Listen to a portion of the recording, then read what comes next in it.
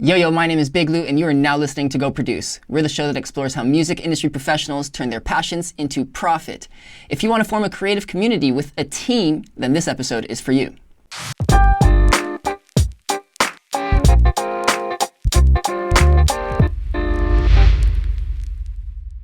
Thank you, Factor Canada, for funding part of this initiative. Today's theme is how does a group of individuals with varying skills form a successful creative collaborative? Let me introduce you guys the guests today. Today we've got 3 guests, special episode.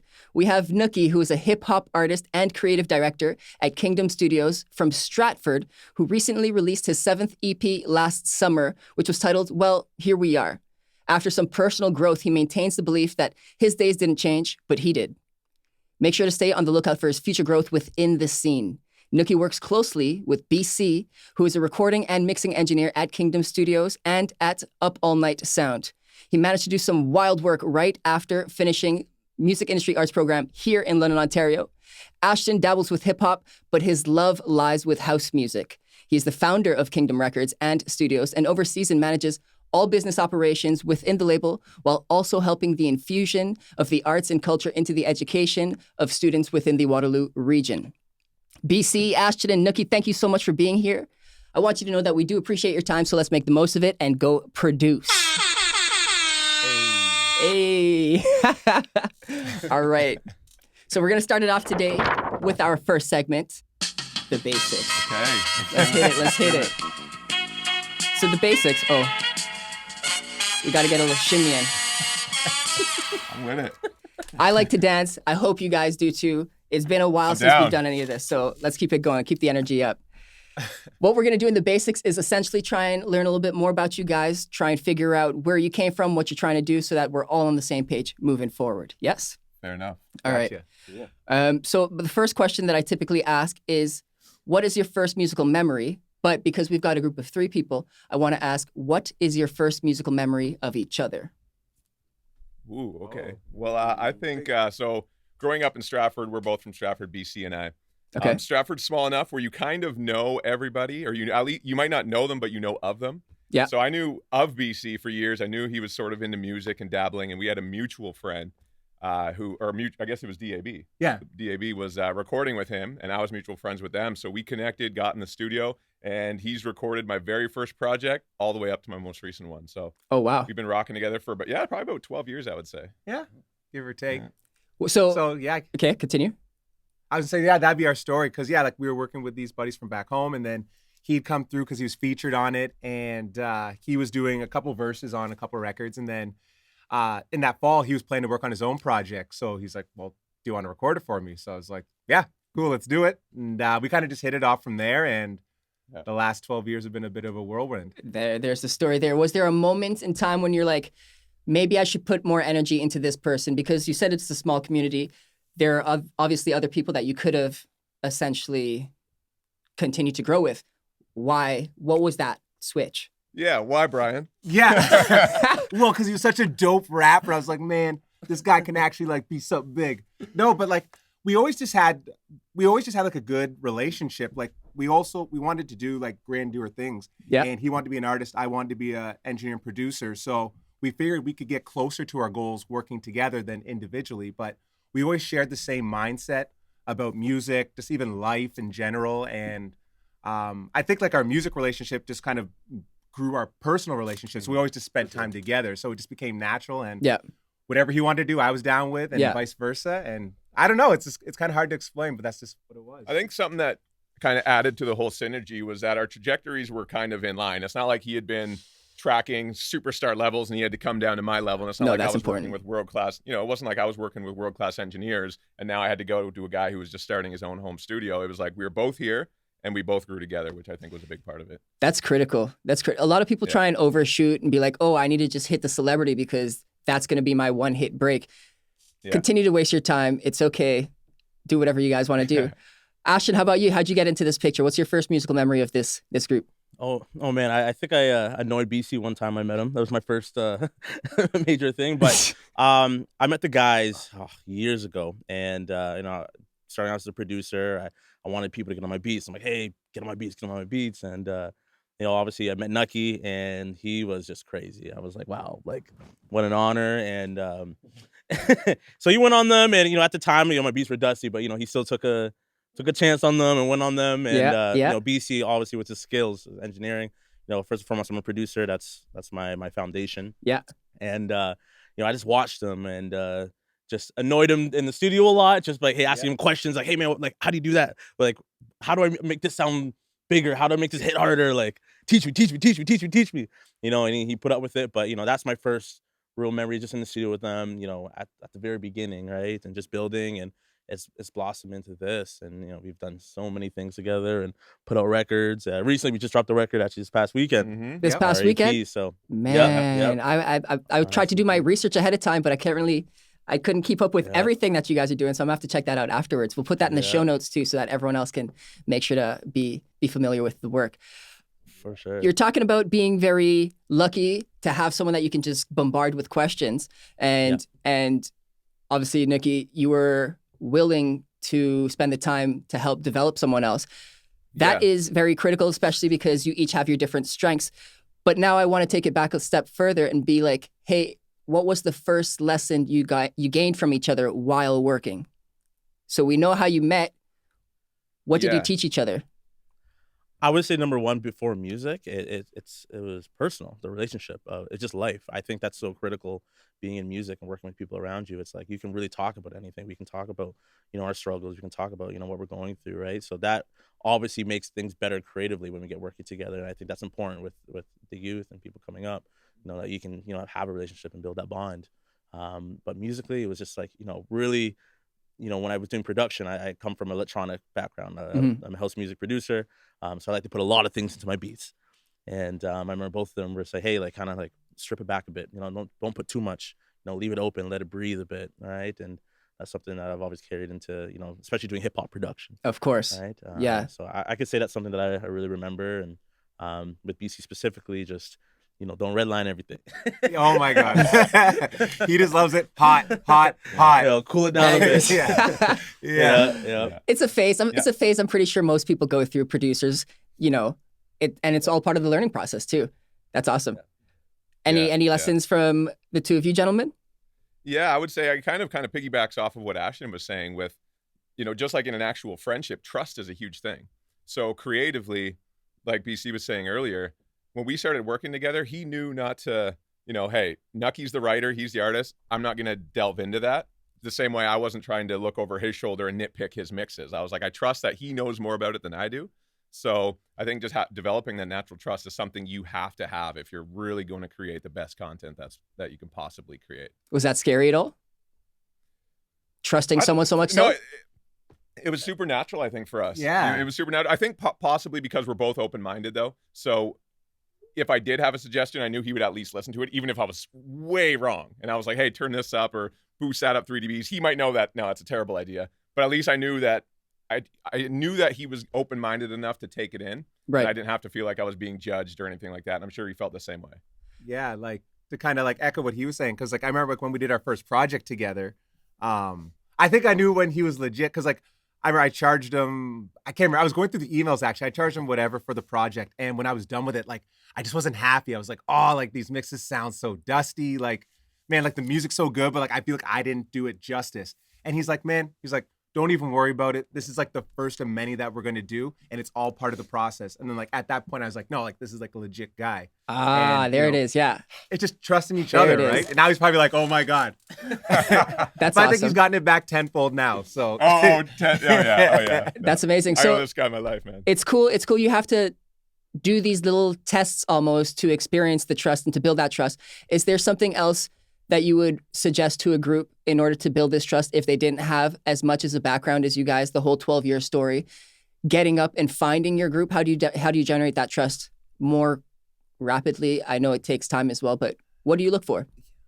I think like so from my perspective as like, like the engineer producer, it's like you need to work with a wide range of people, right? So you can understand different personalities and traits and styles because that's how you kind of get a feel for people. And I think that's like an important thing as an engineer. Like you need to understand people and like what makes them tick and how they operate and what sets them off because obviously you need to work with as many people as you can Right. to build up your portfolio and stuff. But through there, you kind of figure, okay, like I just vibe with this person better than this person, Right. and stuff. And I think just the more and more you understand people, that's how you kind of start finding the right people. And that was always like something I think we all believe in. It's like, you know, you do right by people, and, you know, whoever you vibe and connect with most is how you're going to get to the end goal quicker. And I guess another part of it too is like, you didn't want to focus on the money. That wasn't like the big thing. Obviously, you know, you need to make money in this, but it was doing it for the art and the love. And like, I just knew how passionate he was about his music. Yeah. So that got me passionate about it. And I think that's why we've done so well. It's together electrifying since the start. Very Yeah. cool. Yeah. Very cool. Awesome. What firsts are you pursuing as a team and individually? Sorry, say that again. Which what? Are there any firsts? Like, you just released your 7th EP last summer, I should say. Is there anything that you're working on that truly excites you that's your first, either individually or as a group?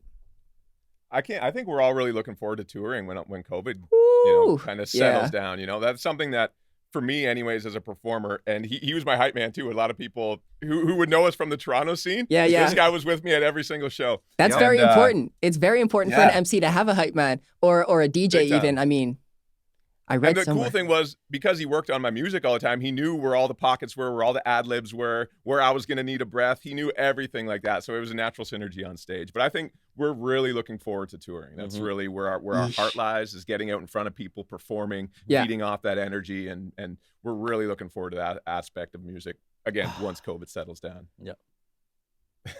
We're waiting. We're all waiting. There's a countdown in our minds, and we don't even know when the end is there, but we're all just counting. Anyway, that's very interesting. We're definitely very much looking for touring. When you do start touring, I will be sure to attend these shows and learn and grow from all that's the experience that you have. That is a wrap up of our first segment. So our fourth segment of today is called What's Your Take? I quite enjoy this one. The reason I enjoy this one is because we throw kind of questionable comments, ideas, concepts to you, and essentially we want to tear apart your perspectives, not tear apart, but like let them shine and really dive into them, see how we can learn from any of these kinds of things, because they are a little bit ridiculous. Make sense? Yeah, let's do it. All right. Having experience in other lanes within this industry is not beneficial to your career. What do you guys think? What's your take? Oh, I disagree with that. Like, they're saying, like, stay focused. Like, if you're an artist, just stick with artistry. Right. No, I totally disagree with that. Explore your creativity in all ways. And how do you do that? Like, if you want to rap, you should learn about production. You should learn about mixing, mastering, just to understand it, or you should fully do it for yourself. How does that work? I think if you love it, you realize it's all one and the same. You know, like at the end of the day, rapping is about making a song. Making a song includes more than just rapping. So you have to look at the engine. Not to say that you have to like I don't jump into Pro Tools. I let him do that. I don't jump into the mixes, but I understand what he's doing when he's changing things. And I think at the end of the day, that definitely benefits the whole creative process as a whole. Now, I think if you love it, no matter what you're doing, if you really truly love it, you're going to be interested in that anyway. So it's not like you're forcing yourself to learn photography or how to do music videos or engineering. You still love rapping. That's still priority number one. Right. But if you love it, you're going to be interested in all the facets. At least I am. So I can only speak from my personal experience. Is there a possibility of ever doing too much, spreading yourself too thin, and not focusing enough on the rap, for example? I would agree with that. I'll let these guys talk. What do you guys think?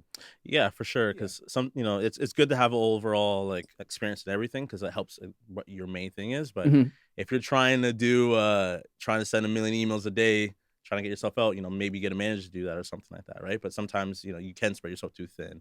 You can lose your focus of what you're trying to do, and next thing you know, you're not doing your foundation, right? So you got to be able to come back to it. At what point do you draw the line? Like, where do you decide something is not worth your time? You need to either hire someone out or do something. Like, I think when you find yourself reaching at a plateau, like you've maximized where you can take your efforts with anything. Like, so for me, like when I got into music, like obviously, like, I was like, let's make a rap album. Like that's what I did with some buddies growing up. But then it was sort of like I had a computer. So I was like, okay, well, I guess I'll record it. And then I started doing that and I got into the whole mix thing. And then we're like, okay, well, we want to be more original with it because we were just downloading beats off the internet. So I was like, okay, well, I have a computer. I might as well start making beats. So then I just got into making beats. And then the more and more as I was doing that, I was like, I liked rapping, but then I was like, I like producing and engineering more. So I kind of started going more that way. And then as I kept building up, then, you start working with other artists. And as we started building like a business and stuff, I'm kind of jumping ahead. It's like, you can't focus on, understanding, EQ, compression, dynamics to delay, reverb, all that stuff, understanding Pro Tools, the DAW, then writing raps and trying to find artists to work with. And then, doing emails, doing marketing, all that stuff. Like you just can't, you can't do it all. So you're like, okay, I need to start contracting things out. And you'll find out when you start delegating things, that's how you actually push the needle and go further ahead.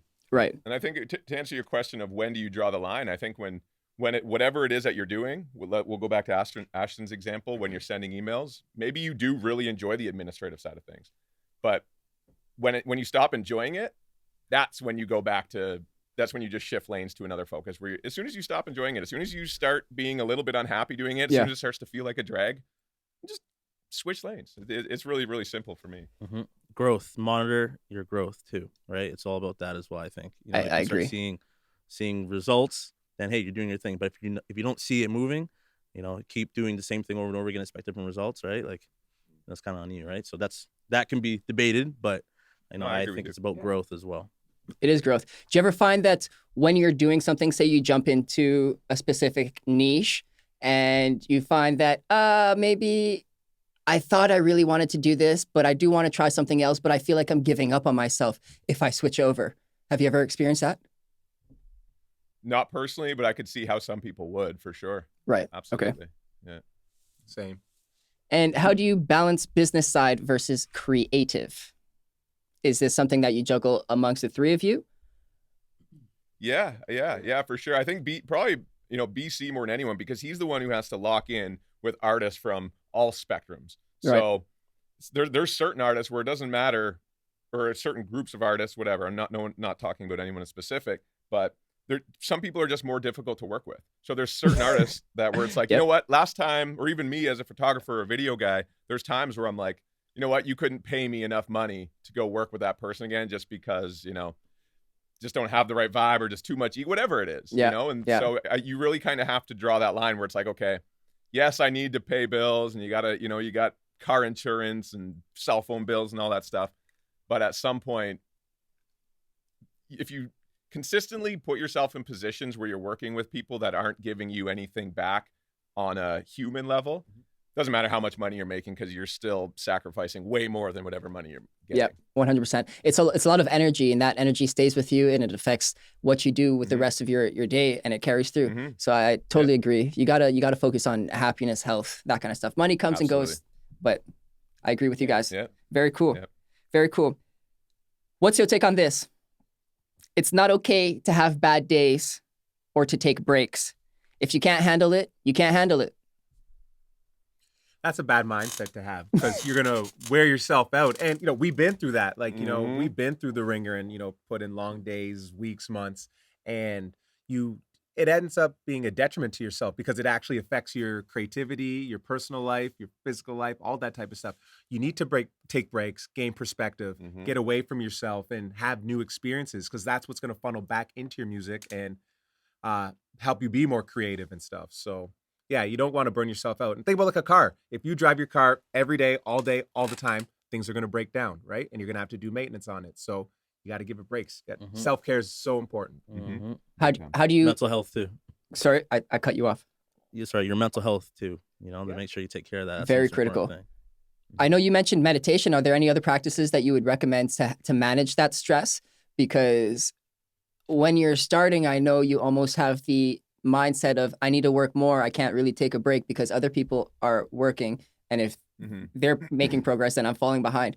But it is also important to rest because you become more effective. What do you recommend in terms of rest and other methods to maximize your efficiency when you are active?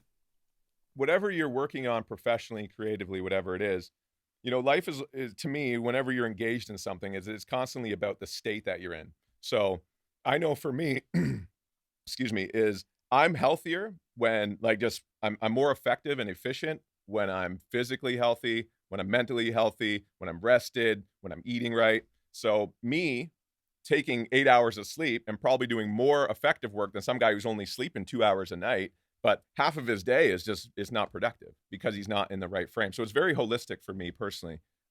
So I think like getting to bed at a reasonable hour, the types of foods that you eat, not to say that you have to be like insane and counting all your calories and, micromanaging all the micronutrients and carbs and sugars and cholesterol. You don't have to go that deep, but just don't eat like shit all the time, Yes, I agree. So little things like that. Do you ever set times as a group for when to be productive? I guess maybe schedules so that you hold each other accountable? I like yes and no. Like we all have our own different schedules because we have like so many moving parts going on too, right? And like it's tough to balance it all because we have our own personal endeavors, right? But then there's things that Nukky and I have going on. There's things that Ash and I have going on. There's things that they have going on. So we're always constantly managing it, but then we also respect each other's time. So of course, a lot of things overlap, but we always are, I guess, aware of each other and respectful of each other. Not like being like, hey, I need this now. Like, where are these files? Or like, what's going on with this session? Like, so we respect each other. And I guess because we just have natural boundaries that we know that, okay, yeah, like I play hockey and stuff like that. So they know like Saturday nights, you're not bothering me. Like, he says he plays hockey. Plays hockey is very loose. What, a beer league? Oh yeah, I'm all about it. Third liner. You need to entertain, so you got to entertain the group there, and then skate around a bit too. Yeah, that's a locker room guy. Yeah, exactly. I'm a room guy. Positive energy. I get the boys amped up before the game, right? Very important. Very important. Yeah. With but all like, yeah, to like, and my last point, just like, yeah, like we're all respectful of each other, and we know that okay, like everyone has like their own things going on, so we just try to be mindful of that. And I think that's what makes things efficient. Being mindful is sometimes easier said than done. True. How do you, with all of these moving parts, how do you ensure deadlines are met?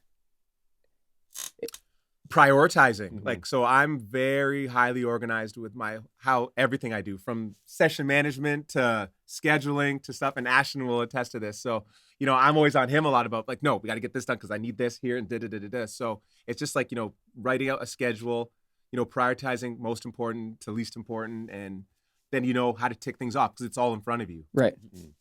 Exactly. The visual aspect, writing things down. No matter how good your memory is, write the things down, my people. It's very true. It's very true. I don't slip. My system is integral. It is. You can't break it. It's impenetrable. I think it comes from his MIA background. The stuff that he learned in MIA, just that discipline, that attention to detail, how you label stems. Like you go to this guy's room and everything's color coordinated. He's got everything hung up in certain spots. And even if I go down and I move something, which I've done before, he'll come down and he notices something's off. Like he's so meticulous. But meticulous. I'll use the word meticulous.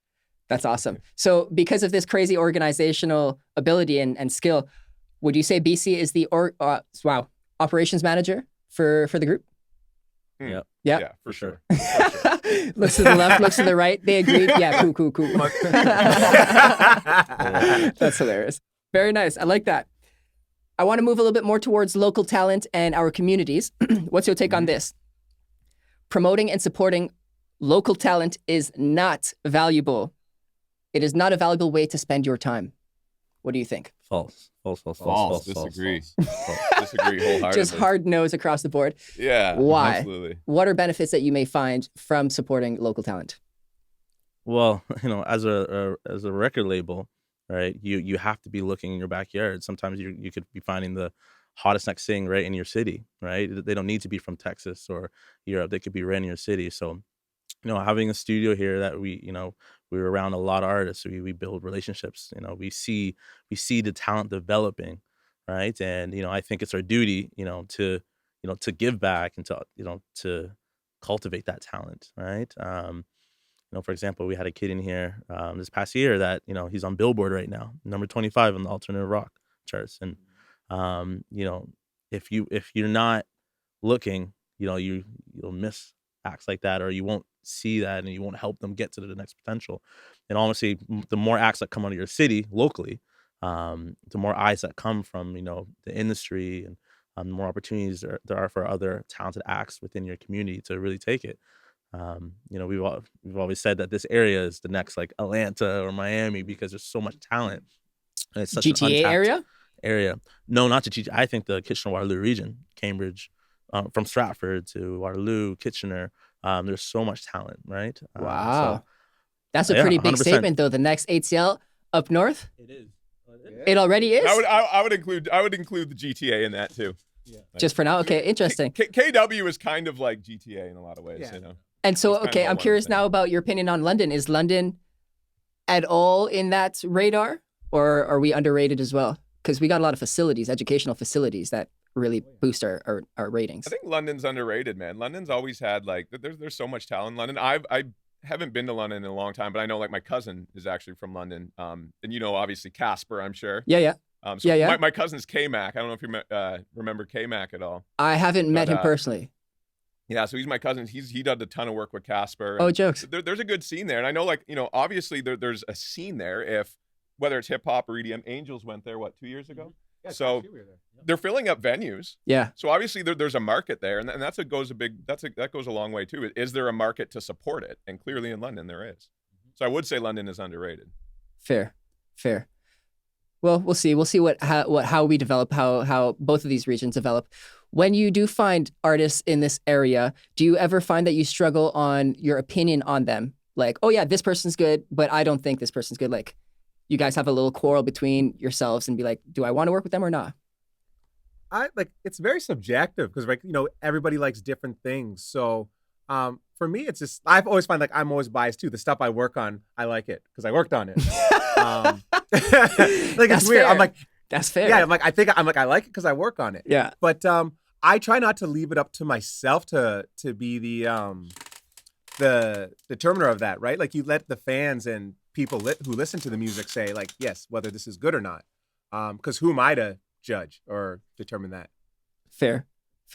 That's a good point. But at the same time, I'm wondering, is there a checklist that you have for these young artists when they're coming in before you decide to actually work with them? Are there anything that they do that you don't want? What do you look for? Well, first thing, it's like personality, right? So like before any artist, like I get on a call with them and like, this is like, something Ashton and I've done. Like we at least talk to them first. Cause a lot of people see the things that we have and the stuff that we're doing. So like, oh man, like I want to work with you. Like, how do I work with you? Yeah. So before I do anything, it's always having a phone call. Cause you just want to like catch a vibe. And it's like, could we compute? Like, do I want to have a beer with this person? Like, I want to have that feeling with them. And then I'm more likely to work with them. And I think from there, if you feel like you have a good vibe, then like I'm always open to making music because, there's things that you're going to teach them. And one of the things that I love working with people is like that feeling of like you took their idea and brought it to reality. Yeah. And sometimes people are like, oh, I just want to get in and do this or that. But then you're like, no, when you actually see what we can create, that's like the beauty. And I just love that feeling when they're like, man, like I can't believe you just did that. So it's true. I think there's a lot of different boxes that you sort of look at when you're talking with an artist, and they don't have to necessarily check off every box at that time, but could they? So for us, like you said, personality and vibe is so important. And I tell this to young artists sometimes is, if you're a 3 out of 10 on the talent scale, that's fine. Because I know that you give us 8 months with you, 12 months with you. I know that we can take you from a 3 out of 10 to at least a 7.5 out of 10 in like a year. It's a maybe huge even leap. 8 out of 10. But what I can't do is if you're difficult to work with and other people around you just have like a certain abrasiveness to your personality, I can't make you be a cool person. Like that has to be something that you already have. Yeah. And you got to be looking at that from the consumer and fan base perspective as well. Like, are you going to be the guy that just rubs people the wrong way? So we kind of got out of the realm of like, hey, let's just have like a space where they can book out hourly and anybody can come through here. Now we're like, let's be a little more selective with who we bring in here. And yeah, absolutely. Especially in this day and age, the generation's canceling everyone. So if you got a poor personality, you are out. Do you have any examples of a phone call that you may have had where someone they shit the bed for lack of better terms, and no names necessary, but like, what happened on that phone call? I think you guys got planned. Well, even last week alone. Which one? Well, even last week alone, we were on a call with a guy, and we were kind of just explaining our process of how we do things. Like from recording is one phase, and then obviously editing's a phase, and then mixing's a phase. But the guy's like, well, I only I got to master or record and master the songs all in one session. And he's like, I like to do it then because I don't know if the engineer is going to like catch my vibe and things like that. But we're like, no, like, I understand that. But it's like, no, we have our own system set in place. So you already know you can kind of get these vibes off the top. And they're like, I don't like to do it like this, or I don't like to do it like that. And when people start having like that kind of arrogance or that attitude or that energy, I already know like, that's probably not the person I want. Yeah. And that's fine to a point where you can be like, hey, I like to work this way, but in this case, the guy was like, nope, like this is what we're doing. and we're open. We can modify things. We can, work toward like what is good for you too, because that's what collaboration is. Right. Yeah. Right. But at this situation, it wasn't like that. You just tell, like, thank you, sir. Go find your own studio to do work at. Yeah. Exactly. You called us. Yeah. That's the best part. That's the best part. I like that. I think we really hashed out the importance of finding local talents within your community, collaborating, working with them. You guys are living proof that you have to start with people that are at your level, that have the same drive and have the same direction that you want to go, and then grow from there, flourish together. Don't necessarily reach for the Drake of the time, reach for the Kanyes. You can try, but that's probably less valuable of a way to spend your time. Beautiful. Thank you for that segment, guys. Our next and final segment is called Clear the Air.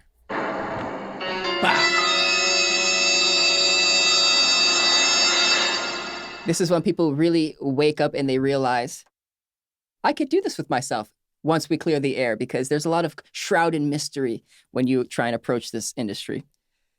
So that's exactly what we're going to do, okay? A couple of questions to open that up. First, I want to start off with, what kinds of issues can you expect throughout the various stages when developing a creative facility between a team? I can repeat that question if you like. Yeah, one more time. What kinds of issues can you expect throughout the various stages when developing a creative facility between a team? Just operations, I guess scheduling, right? So here at the studio, we have the music studio, we have the photography studio, we have a rehearsal space. Within those three aspects of the facility, there's so many things that can happen in each part. So I would say just, being organized, and that's why having BC here, he's able to kind of coordinate all these things at one time to make it flow nice.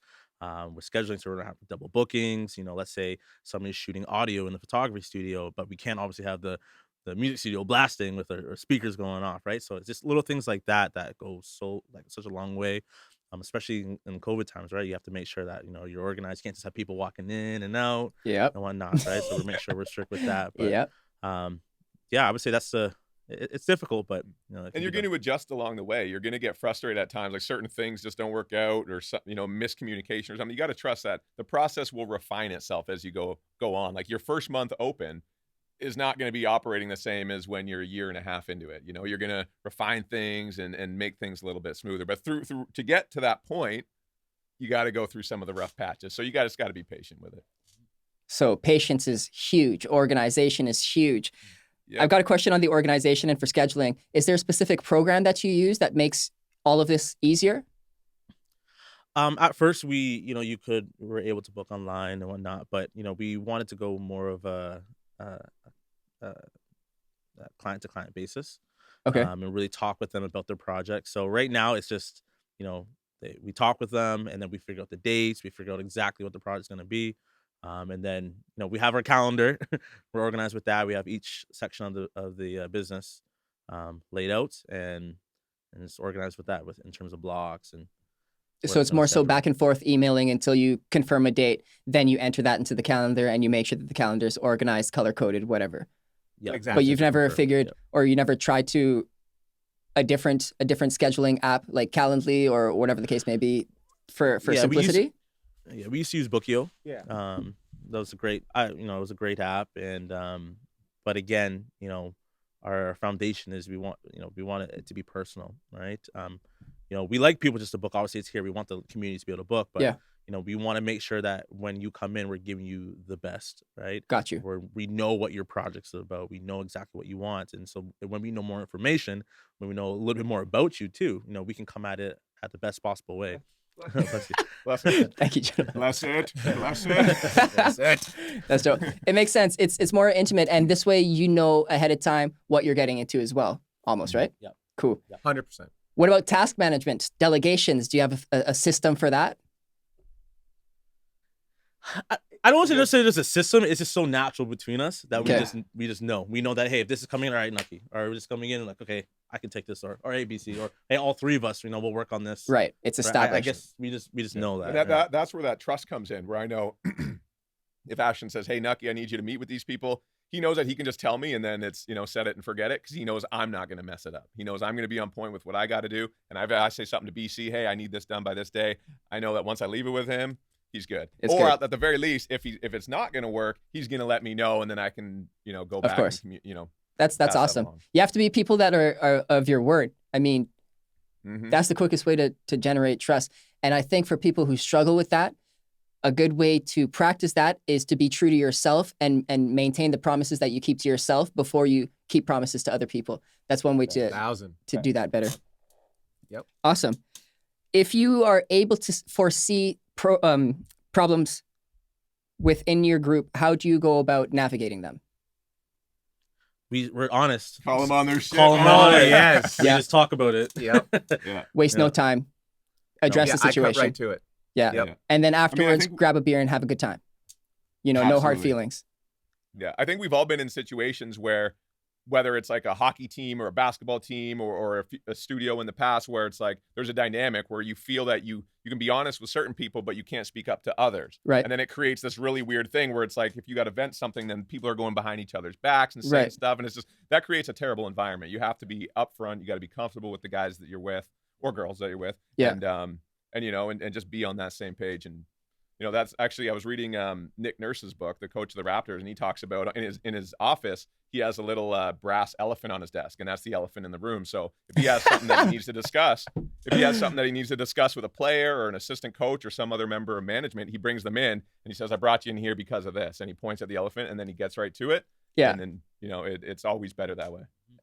That's very interesting. Deal with it, man. Deal with it. It's true. You have to deal with it, and it kind of makes it obvious because it takes the visual, so the person almost expects that coming in. But do you have any other tips or strategies for young professionals that could possibly apply that when confronting their teams? Like it's nerve-wracking. Even sometimes I will be a little nervous. I think coming from a place of compassion and understanding that every person has their own individual personal goals, which is another thing Nick Nurse talks about, is like, obviously he's coaching a team, so it's about team success. Right. But within the team, everyone also has their own individual goals. So if you're talking with an artist or a photographer or an engineer or something, understand like, hey, I'm explaining this to you because this is going to help you in the long run. It helps the whole team, yes, but it also helps you. So making them understand why it's valuable for them to take in that information without necessarily, putting up a brick wall and being closed off and feeling personally attacked. You have to let them know, like, hey, this is nothing personal, whether it was you or a different engineer. I would be saying the same thing. This has nothing to do with you. This is what we need to do, and kind of go at it from that, because it's never personal. That's awesome. Like if I say something to Ashton or BC, it's not because it's them specifically that did something wrong. It's like, hey, this usually it is. But yeah, you gotta understand people. It's just much about working with people as it is a creative endeavor. That is very true. Very true. Now, you're mentioning that you have to stay aligned in terms of your goals because that's how you move together. And in order to have these conversations, you can remind each other it's for the greater good. What was the moment that you all decide together that you realized that you were all in it together for the greater good on your individual goal? What was that individual goal, and what was the moment that you decided? I think the individual goal was just to continue doing music at a high level. And we were all together in a previous situation that wasn't really working out for not just us, but really for many people involved at all. And we decided to leave, but we'd also decided at that point individually that this isn't the end of our musical journeys. We're going to keep going. And it just happened that we all vibe together. Well, me and him for sure, because we've been together for like 13 years at that, or 12 years. And then Ashton was a natural fit because we always had that vibe with him. So when we all sort of splintered off into a different group, it wasn't like this. It wasn't like a big plan where like we were planning this for years and months. Like, let's leave these guys. And it wasn't anything like that. It was just like, hey, Ashton left. He's doing his thing. Me and BC are doing our thing. Let's link back up with Ashton. And then things just kind of organically grew out of that. That's awesome. Did you, during that time, did you ever feel like you were ignoring something else or dismissing something else that you may have been working on? Or was it a smooth transition? Essentially, any sacrifices that you had to make in order to get to here? for this specific group. Whole careers have been sacrificed. Yeah, like, you put a lot on the line to do this. You put your ego to the side. You got to put a lot of things to the side to admit when you're wrong, things like that. Because like I said, in the previous situation, we all probably hung on a little too long. Because we didn't want to face the fact that maybe the situation wasn't working out. You kind of you're like, you put so much into it that you're like, please, this is gonna work out. Like we're one step away from like just breaking the levee open, and then everything we always wanted is gonna come to us. But sometimes you're like, all right, maybe this levee ain't breaking. Maybe it's time to separate. Maybe I got to face this myself. And accept that. Take the L and move on. And that's what we did, and we're way better off for it in all aspects. Take the L. It's not a loss. It's a lesson. Absolutely, man. Yo, someone write that down. Oh, deep. That's awesome. And we've got a lot of individual goals. You said personal projects between two of you, projects amongst all of you, even people outside of that. What is the greatest struggle between balancing all of your personal outside music, not music projects, with music projects? So meditation, health, diet. How do you allocate specific time and energy to that? You have to force yourself to do it. Yeah. You have to write it down. Personally, it's, there's not enough time in the day, right? For all of us, there's not enough time in the day. And you can go a full day without eating. You can just be working on a project for 6-7 hours. And, next thing you know, you didn't work out. You're feeling crappy. Maybe you had pizza, right? It's something not good. Fast, so I think just like, organizing it and scheduling out and be forceful with it. And, obviously we're both in the business side of it and on the creative side of it. So, I would say like scheduling time to get in that creative zone, put the lights down, turn your phone off, kind of maybe take 20 minutes just to get into that zone. Right. But yeah. At the end of the day, people are going to do what they want to do. If they really, really, really, really want to do it, they're going to make time for it, So I know that everyone's, even a good excuse, and I learned this from like a spiritual friend, was like, even a good excuse, a legitimate excuse, it's still just an excuse at the end of the day. You know what I mean? So people are going to make time to do what they really want to do. Otherwise, maybe you don't really want to do it because you want to do whatever it is you're doing even more. Yeah. That's a good question I like to ask myself is, are you committed or are you interested? Because that's where you're going to make that decision to do what you got to do, even when you don't want to, because that's the game changer. That's the moment in time. Do you have any advice for young professionals who want to start a business together? I know we spoke about this a little bit in terms of like experimenting and getting a feel for different people out there, but how do you develop yourself before you get to that stage? That's a really good question. Yeah. With working with other people, coming together as a business, like starting a business with other people. Yes. Have rules. Know what your rules are. Know that business is business, personal is personal. Be able to separate that. But obviously, having a personal relationship, you wouldn't, if you didn't have that, you wouldn't be going in the business. But make sure you know those boundaries and make sure that's clear. It's a lot of inner work, eh? Choose your crew wisely. That's a good point. Understand people are going to come and people are going to go. I think that's one of the reasons why, like, even like huge, massive bands, if you go to the Wikipedia page, it's like, oh, this drummer was replaced by this drummer from this band. It's like, especially when you're younger, and again, using the band as an example, when you're 17, yeah, sure, everyone's committed to like this one goal of making it, going on tour, selling records. But as soon as you, like, let's say you're 23 and now one guy's been in a relationship for 5 years and he's kind of feeling pressure, maybe he wants to get married, and all of a sudden his priorities have changed. So you got to be able to adjust on the fly and respect that and say, cool, man, that's your journey. You go on that journey. Yeah. And then we will find a replacement, but the journey still goes on. Yeah. And it can happen to other people that join your journey, and you can be the person that leaves someone else's journey. It can happen both ways too. Absolutely. Yeah. Absolutely. Once you do find the group or the original group, or it doesn't even matter. It doesn't have to be the final group. But when you do find that group, how do you structure the ownership? I think when it comes to, for us, for example, when we do like publishing and publishing splits, for me, it's always just been like, if 3 people worked on the song, it's 33, 33, 33.3. You know what I mean? Like, it's just 33.3 across the board. If it's 2 people worked on it, it's 50-50. For as far as, at least when it comes to publishing and splits. Well, obviously, you start working with different artists, higher up artists, they're going to start saying, all right, well, I want 70%. And it's like, you didn't do anything. Right. They've earned it. They've earned that leverage. Right. I hear that. And then usually nice and even. And then what about within the business itself? I know you've got the studios and then also the record label. How is that organized?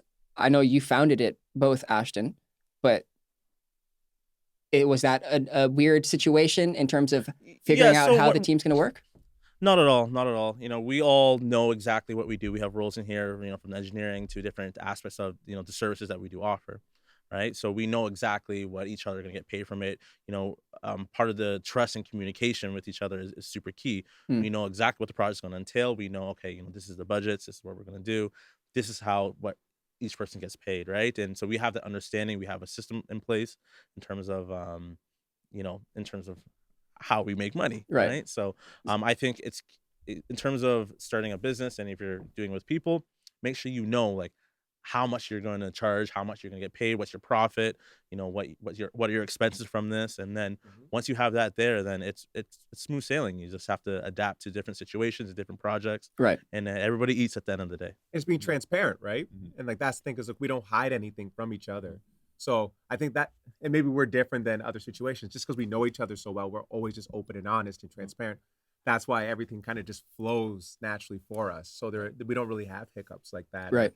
Have to have hard conversations about like, oh, well, maybe Nukky should take more on this one, or Ashton should. We just know, because like, okay, he's doing the work, he deserves that. And it depends on every artist is different. Every artist comes in with a different, some artists literally just need mixing. They don't even need to record. So if it's mixing, obviously we know I don't need a piece of the mixing pie. That's not my gig. Right. But if an artist comes in and says, well, I need cover art done, and I got to do photography. I need to get some photos done for press, and then I also need to shoot a music video. Well, then BC knows, like, all right, well, that's Nukky's realm, so he'll do that. Right.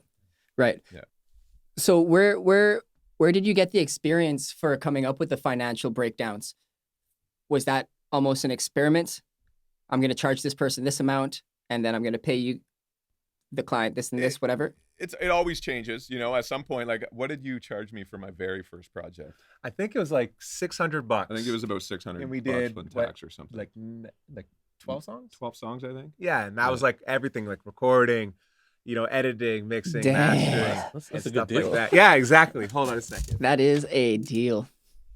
Oh, it was, man. And then now I probably am in the hole with him. $100,000 now for all the work that he's done. We're a $250,000 at least. That's jokes. Guy owes me his life. Beautiful. But yeah, so like a lot of it is just trial and error, and just seeing what works. And okay, well, you realize you're putting more into a project than you initially anticipated. So you're like, okay, well, maybe I should charge a little bit more. But then it's like that healthy balance, because sometimes if your schedule's not booked up, then you're like, maybe I got to take this project, so I might have to do it for a little less. But then you might get into a space where you do get booked up for a while. So then, you have a little bit of wiggle room. So you're like, what? Maybe I could start charging a little bit more because I'm more in demand. Got you. So, so it's just over the years, just a lot of trial and error. But then now, because it's just more than one person. So now you have 3 people. And if you're working with one artist and they need 3 services, now it's like, okay, you kind of look at like bundle packages, because your rate. Like, and then it's like fitting that in and letting these people know, like, these are the actual true expenses. And sometimes it's more, sometimes it's less. It's just a lot of this up, down, and side to side. Play-Doh. It's also, it's never been about like, let's milk the artist for every single thing they're worth. So for people that are starting a business, it's understanding, at least coming from our experience, and this isn't necessarily a categorical absolute truth across the board, but sometimes the ones that you do the most for are the ones that financially are paying the least, but they become so demanding over time. So just something to keep in mind, like, yeah, you want to work within, you want to be reasonable. If an artist can't afford something, you want to work with them, because you also want to help them reach their goals. But at the same time, don't sell yourself short because of that. Be aware. Awesome. What has been the highlight of your careers so far? I've got a specific example from BC, but I'm curious. I can hit you with the example. I'm curious about the story of Hit Factory. Oh, true. Like, that's a crazy experience that we've all done together. Like, I wouldn't have been there if it wasn't for this guy, right? So Interesting. originally, like, those people that we were working with, and like that's how we met Ashton through all that stuff too. But we were always working on our own stuff, and then we were working with this company, and he was coming. They wanted to work with him on the creative side, just building his music up. But his biggest thing was like, well, I already have my own engineer. I got BC and stuff like that. So he's like, he didn't see where the value lied. And, that's when he was riding for me when he didn't have to. He could have easily like jumped ship and just done the own thing and left me in the wind. Right. But he was like, no, he's like, this is my guy. So that kind of brought me into the fold with that. And, there were opportunities that presented themselves through that for me to work down there all the time. And I said no, because I was like, this is my guy. Like we're building our stuff together. So I did that, and like we just through and through just rode together. And yeah, when we were down there working, it was a great experience. Definitely learned a lot. But like to me, that was like it's cool because it's like studio, but like you can make music anywhere, right? Like I have just probably more fun working in the basement, the workspace, or working here than in there. It's got a lot of cool buttons and shit. Yeah. No, it's very nice. A big highlight for me personally is this place. Yeah. This is just a space where we can come in. We got a rehearsal space out back. We got the photo video area. Anytime I can come in here and do whatever I want. No one else has to be. I can just set up my camera and do shots myself if I wanted to. That freedom to come in here. That's awesome. Do whatever we want. So just the ability to have a space like this is something I'm super, super grateful for. I would say amazing. bringing in the Genelec speakers. Oh my God. What was that? I didn't hear that one. I would say bringing in the Genelec speakers was the highlight. This guy. So that's awesome. When you actually asked the question about like, I think it was about like budgeting and something like that with your studio and the operations. So yeah, like when we built this space, we're looking at different things, equipment, just things that we needed for the whole place. Converters. Converters. So we're looking at gear. Ashton wanted these lovely speakers. You can't really see them. They're off camera, but very expensive speakers. And I was like, okay, well, they're cool, but that's not going to make things sound good. But they bang, though. Yes. So they bang, though. Which they do. Yes, they do. And artists love them. And I'm like, that's part of the equation. But I'm like, there's other pieces of gear that we need and other things where I'm like, maybe that's not the most important thing. But we understand, like, how that is for artists and, hearing back their music and stuff. So. There's only 5 of them in Canada, just putting that out there. So. No, it was serious, man. I think they sell 1 pair in Canada a year. Yeah. Get out of here. What? Yeah, they're from Finland. Yeah. They are very amazing. Yep. But they're not the be all and end all.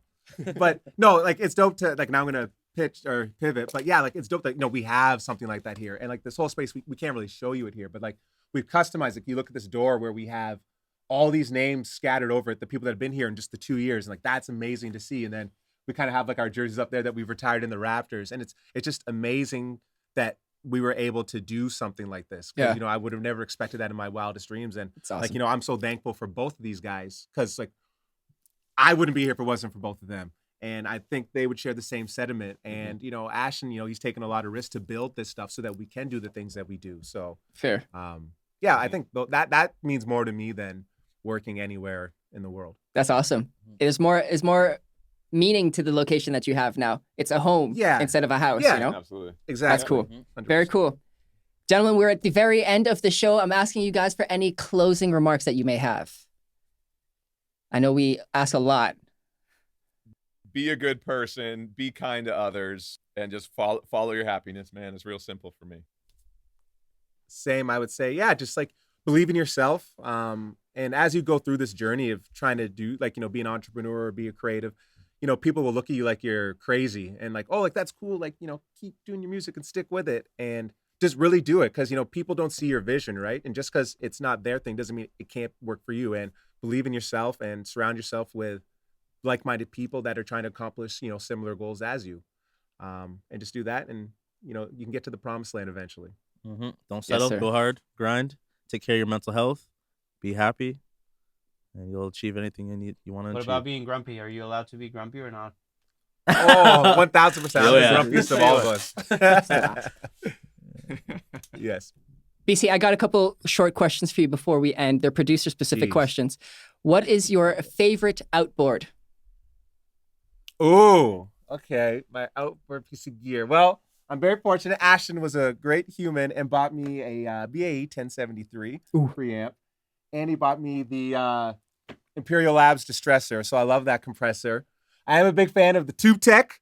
Not now I'm all these things. Now you're taking me down this side of the but there's so many different things. Yeah, I'm just gonna say it. No, my favorite piece of gear is definitely my 1073. And why?